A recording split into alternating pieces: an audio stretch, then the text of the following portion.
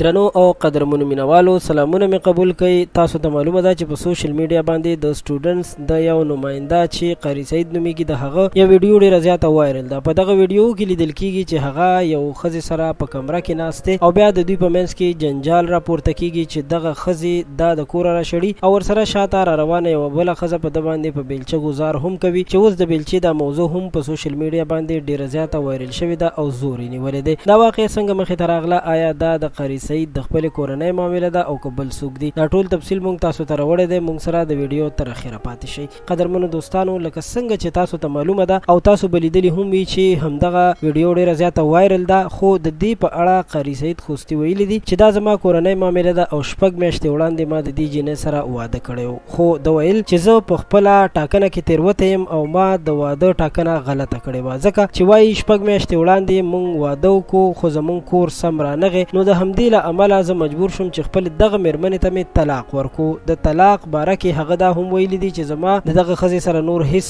رشته نشته. قدرمنو دوستانو، داسې هم ویل کیږي چې دغه جینۍ باندې دباو هم اچول شوی دی چې هغه دغه خپلې خبرې بیرته واخلي او په سوشل میډیا باندې چې هغوی کومې ویډیوګانې شیر کړي دي او وایي چې دوی د سټوډنټس یا د قاری سعید بدنامي کوي، نو ویل کیږي چې په دوی باندې دا زور او دباو هم راوړل شوی دی چې دغه خپلې خبرې واپس واخلي او د دین د دښمنانو ملګرتیا دې نه کوي. قدرمنو، تاسو په دې باره کې څه نظر لرئ چې د دې خبرو په باره کې څومره حقیقت شتون لري؟ آیا دغه رښتیا د قاری سعید خوستي ښځه وه او که نه بل څوک و؟ په چا باندې هم الزام تړل نه دي پکار. ستاسو نظر ته احترام لرو. تاسو هم را سره خپل نظر شریک کړئ. له نور تازه معلوماتو لپاره پښتو پوسټ چینل سبسکرایب کړئ.